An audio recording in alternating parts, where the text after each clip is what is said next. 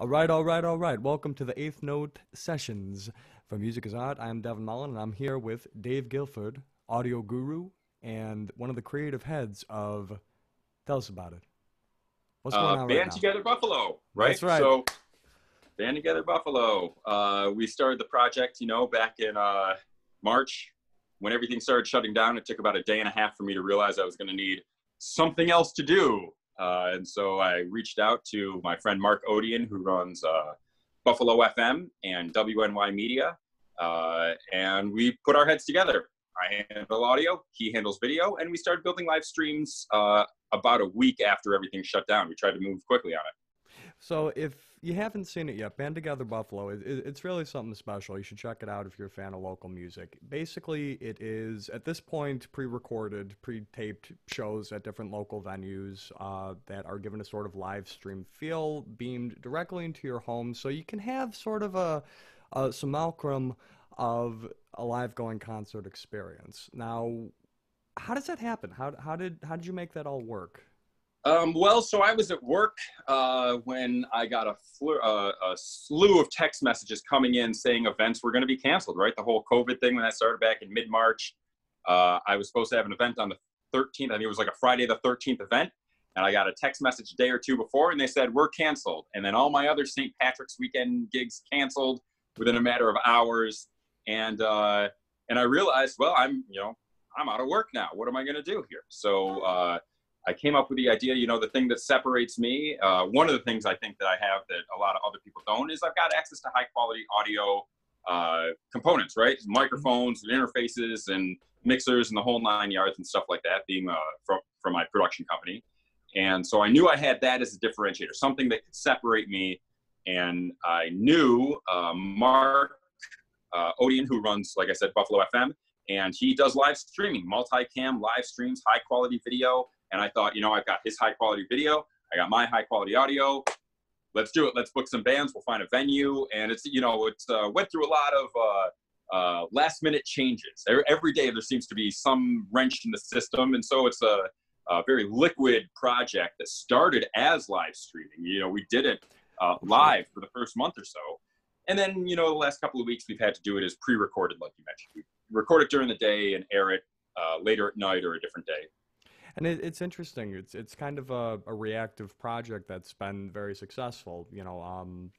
For me, myself, the question is it more a thing of its time that it's in? Is it something that lives beyond lockdown and COVID? Or do you view it ultimately as a sort of public service that people need music and this is a great way of providing it? I guess it depends who's asking. I mean, all of the above, right? So, my answer is, would be depending on who you are. I might say, that this is, we definitely do this to try to support local musicians. We have a platform, and that's something, again, that we have, is that we've got, through Mark and his WNY Media and Buffalo.fm, we already had a integrated audience of thousands of people. He had, 8,000 likes or 10,000 likes on his pages or something like that. And so that was the other differentiator, is that we got our technology, and then he's already got an audience. And so, if you came to me and said, is this are you trying to support the music community? I absolutely am. We have a platform where we are paying musicians, right? So it's not like, hey, come on over, we'll do a quick live stream, that sort of thing. We make sure that artists end with something in their mind, something in their wallet or in their Venmo account, I suppose. But that's the concept, So yes, we do it to support our music community. I'm part of it. Mark is part of it. All of our different bands are part of it, and we support each other. On the other hand, is this something that's also a job? Yeah, sure. I mean, no doubt about it. All my gigs canceled. All of Mark, a lot of his gigs canceled. And so, I'm a creative type as well, right? I would suggest that that I could pass as an artist in some universe. And so, no doubt about it, I walk out with a paycheck as well. Beautiful. It sounds like everyone leaves happy. Now, what are some of, for your taste, speaking subjectively, I mean, we are not the arbiters of what is good music and what's bad music, of course. But in terms of acts that you've had, what are some of your favorites? Oh, gosh. There were so many that I wanted to reach out to, right? So it was almost a thing where I didn't want to play favorites. And so Mark set up a artist submission form, including, and at the beginning of this all, essential workers and people who still had jobs. Definitely not our focus. You know, we wish them well, of course, and we want to see all musicians succeed. But really, the game plan was everyone got paychecks pulled out from under them. Let's help that. So we focus primarily on full-time musicians, full-time artists. They don't have another source of income, that sort of thing. And so we put together this artist submission form, and one of the questions in it, are you a full-time musician? Do you have other sources of income? And that was a pretty heavy weight on who got booked and when they got booked. You know, part of it was availability, which opened up for a lot of people. You know, like any musician who had a gig in the evening, they're free in the evening. You know, exactly. So the timing worked out on that. Since things have started to open back up, we've been doing a pre-recorded thing, and that's mostly at the request of the venues that we're using. They don't want audiences to congregate, you know, so we see it. Oh, you know what? I recognize this venue. I'm going to go down and see whoever's playing right now. But, you know, venues don't want that for safety reasons and that sort of which thing. is fair. I mean, which I get. You know, I'm sure it's already complicated enough without worrying about like liabilities and, you know, this thing and the other. And that's and then the timing thing comes into that, because now, all right, well, that means we got to film during daytime hours, you know, and certainly we want it to be outside, right? You know, we've got the space, the weather's broken.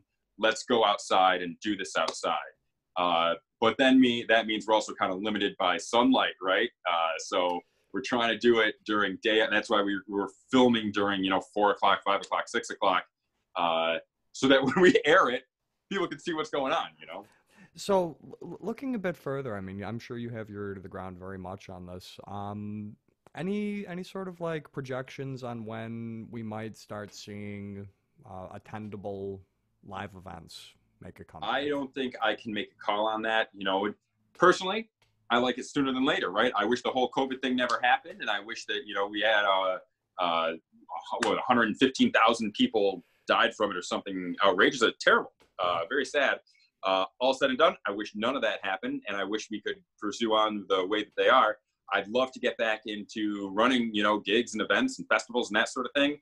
But I think it's premature to just jump into it. I think we got to be smart about it, you know? And so while I want to do it, I don't know if people or I am ready to do it. You know, I guess that's not my call. And I think that's very, that's a good amount of self-restraint. I should learn from that. I'd be like, well, you know, maybe, I don't know, probably in the fall or something. Yeah, you know, I mean, who knows? We'll see. We'll see when phase 4, right? Phase 4 is what we're all looking for. Yeah. So just to close up, who are some acts that we have coming down the pipeline? All right. Well, so 2 days ago, Tuesday. So today, as we're doing this, is a Thursday. So 2 days ago was Tuesday, and we had 3 of my personal favorites that I've been very anxious to get on. Okay. We have Functional Flow, we have Garage, and we have Space Junk. I think Space Junk airs tonight. So I don't know when this airs, but if it's already happened, then go back and rewatch the Space Junk one. And if not, then watch it tonight. But those are 3 of my favorites. We've had PA Line, we've had Tim Britt, Sarah Elizabeth. We've had a lot of really great names, almost, I mean, way too many to list them all right now. And there's a lot of others that we want to get in on this. You know, how long this goes, I'm not really sure. We're mostly crowdfunded at this point through our GoFundMe.